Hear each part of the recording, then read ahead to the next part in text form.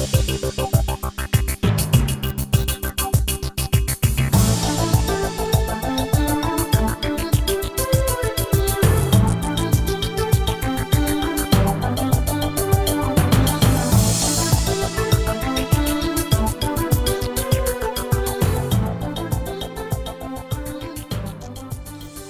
the right partner for your business is one of the most emotionally and politically maddening responsibilities for any leader to undertake. It can be quite glamorous, rough, rigorous, and rewarding. We call it the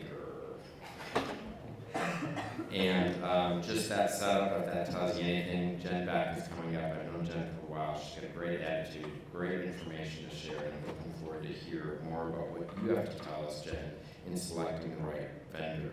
So the CEO and co-founder of Higher Metrics, Jennifer Beck.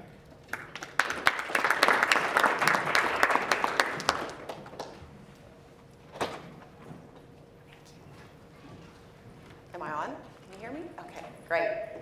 So, interesting enough, on selecting the right vendor, after I've been here for the 3 days, I almost wanted to change my career after participating in the CHRO dinner, because some of the finalists and then one of the winners, which Candace, she was here, I don't see her now.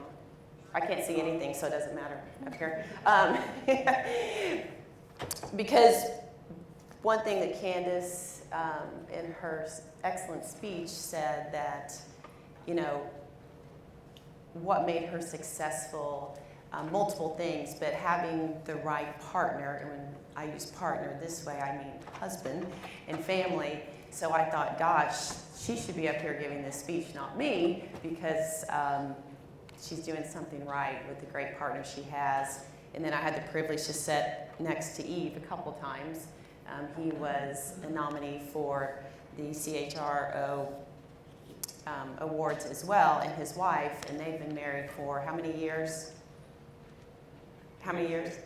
How many? 26. 26. So yeah, I was like, okay, I definitely need to change my career and let them take over this job. So with that said, so can anyone tell me why it's important to select the right vendor with your business? Anybody? I think everyone had too many cocktails last night. So with that said, since no one's answered me yet,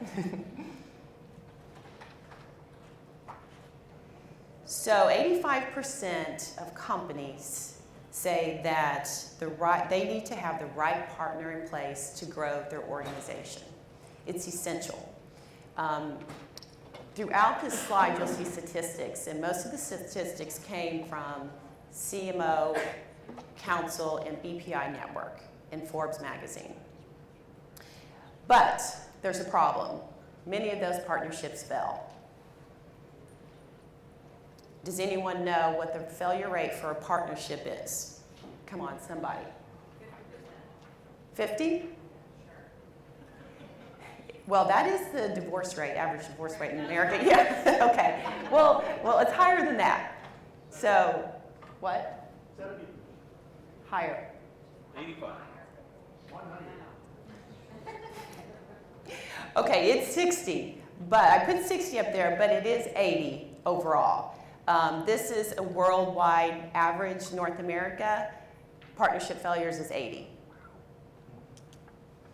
And 67% fail because they do not have a strategic plan in place, a formal one.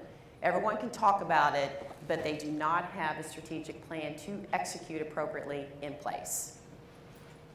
42% are failing because they're not leveraged internally. They do not have the manpower or the allocated cost and budget to make them successful. So, with that said too, another trivia, because I am getting a little participation, this is good, everyone's waking up. I know that there's a box lunch waiting for you and everyone's really excited after this, but work with me. So, what is the number one reason for, and this isn't coming up appropriately, a reason for failure in a partnership, business partnership? well, that didn't work well. It was the partnership selecting the wrong vendor program. So if you select the wrong vendor, the likelihood, just like a divorce, just like your marriage, it's not going to work. So most of you have been tasked with finding the right partner. I know I have before. And when it does go wrong, this is usually how you look and you're feeling. I know I have. And so it's like, okay, there's a problem. What are we going to do? Because this problem can cost you your job and ruin your career reputation, to be very blunt and direct about it. So what are we going to do to fix it?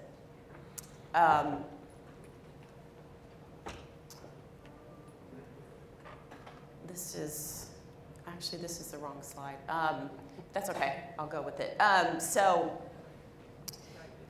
as I just said on the Strategic Alliance, it is so important, and here's another statistics from the CMO Council. It's so important, but only out of all these companies, 85%, they say it's important to their growth. Only 1% say they can really execute a proper program in leading a true partnership.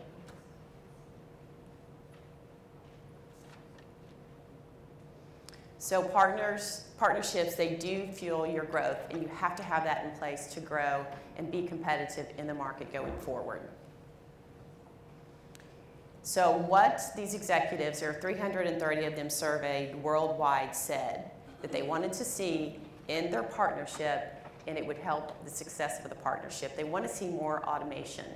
And I think, with Montage and, some integrations that they're doing that I'm hearing and seeing, it's things like that they want to see automation in their programs, because it will also make them more efficient. 55%, they want to see the strategic plan aligned with their overall company goals and plan, because over like 92% of them right now are not aligned with the company's goals. 44 want to see new ideas and better, improved innovation. So with that said, we have the luxury of this survey that I'm talking about, the 330 executives.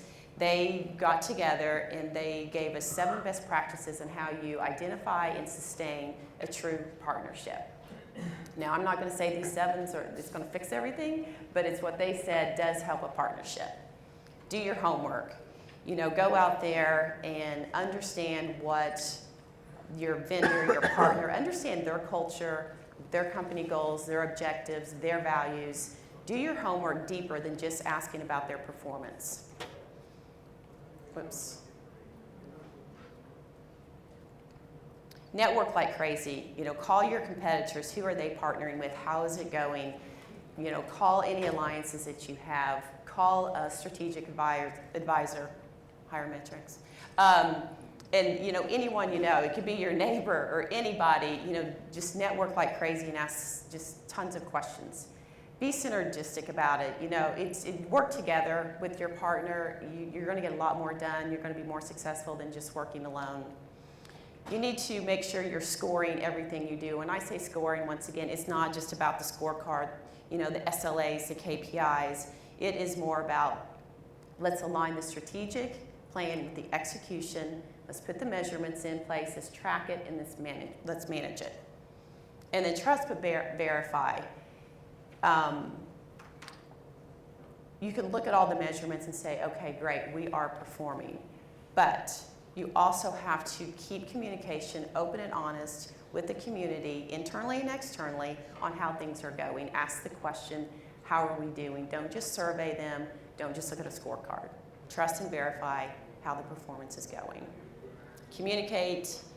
I think Kathleen was Southwire yesterday. She was big on communication, but I can't say it enough. Communicate what your plan is to everyone, so everyone understands what is the plan, what are we trying to achieve, what is our objective. Make sure you communicate that on a regular basis, because people do forget things pretty often.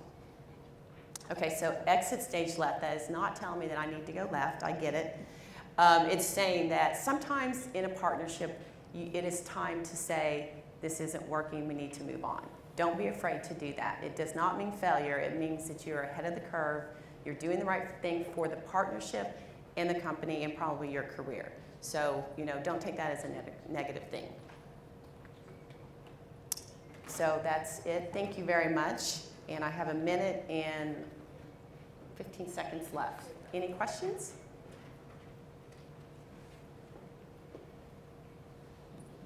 Okay, well, I guess it's going to be time to get that box lunch. I don't know where Zach is. Thanks, Greg.